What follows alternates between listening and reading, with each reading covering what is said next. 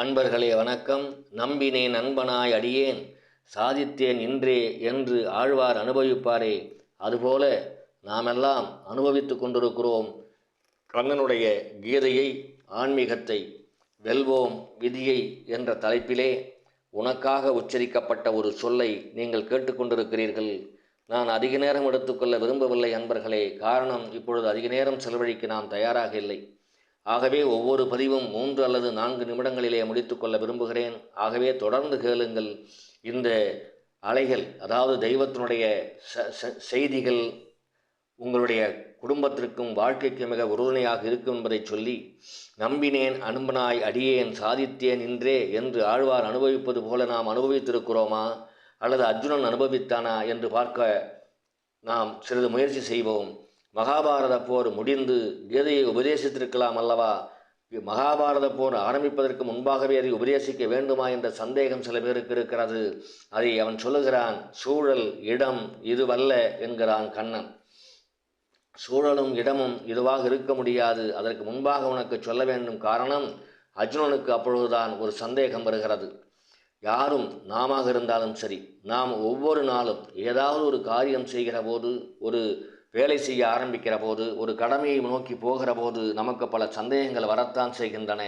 அந்த சந்தேகங்களை யாராவது நமக்கு விளக்கம் கொடுத்து நம்முடைய பெரியவர்கள் அதற்கு வழிகாட்டுகிற போதுதான் நாம் அதில் வெற்றி பெறுகிறோம். அதே போலதான் அர்ஜுனனுக்கு சந்தேகம் வருகிறது. ஆக கண்ணன் சொல்லுகிறான், அர்ஜுனன் கேட்கிறான். ஆனால் அர்ஜுனன் கேட்பதையும் கண்ணன் மகாபாரத போர் நடக்கின்ற அந்த குருஷேத்திர இடத்திலே பகவத்கீதை உபதேசிக்கிற போது யாரும் பார்க்கவும் இல்லை, கேட்கவும் இல்லை. அனைவரையும் மாயையிலே கட்டுண்டு விடுகிறான். எல்லோரும் கட்டுப்பட்டு விடுகிறார்கள்.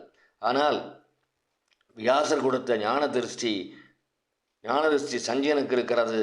அதனாலே சஞ்சயன் அந்த ஞான திருஷ்டியாலே பார்த்து திருதராஷ்டிரனுக்கு சொல்லுகிறான். திருதராஷ்டிரனுக்கு கண்கள் இல்லை. ஆக வெளியிலே பார்க்கின்ற கண்கள் இல்லை. அந்த வெளிப்பார்வை கண்கள் இல்லாத காரணத்தினாலே ஞான திருஷ்டி பெற்ற சஞ்சயன் தான் திருதராஷ்டிரனுக்கு அங்கே நடக்கிற அனைத்தையும் கீதையையும் சொல்லுகிறான். கீதை நடக்கின்றது குருஷேத்திரத்திலே. இங்கே அயோத்தியிலே, அங்கே மன்னிக்கவும், இங்கே நடக்கிறது, அதாவது திருதராஷ்டிரனுக்கு சொல்லுவது சஞ்சயன் சொல்லுகிறான். என்ன தத்துவம் இங்கே நமக்கு தெரிகிறது? கண்ணில்லாமல் பந்த பாசத்தில் ஆணவ மலத்தில் மாயையில் உழலும் திருதராஷ்டிரனை போல் உள்ள நமக்கு ஞானம் பெற்ற சஞ்சயன் போல் குருவாரான பகவானை காட்ட முடியும். நாம பார்த்துவிட முடியாது. ஆகவே குரு நமக்கு முக்கியமாக தேவை. குரு வழிபாடு அவசியம். ஒரு குரு இருந்தால்தான் அந்த குருவின் மூலம் தெய்வத்தை நாம் அடைய முடியும், தெய்வ போதனைகளை பெற முடியும், தெய்வ சிந்தனையை பெற முடியும், தெய்வ ஆற்றலை பெற முடியும், தெய்வத்தினுடைய கருணையை பெற முடியும் என்பதனை மிக அழகான சுருக்கமான விளக்கமாக நீங்கள் எடுத்துக்கொள்ளலாம். குருவை வணங்கி மனக்கிரளில் திளைப்போம். நாம் பரந்தாமனின் பள்ளி கொண்ட காட்சியனை பார்ப்போம் என சொல்லி அடுத்த பதிவிலே பார்க்கலாம்.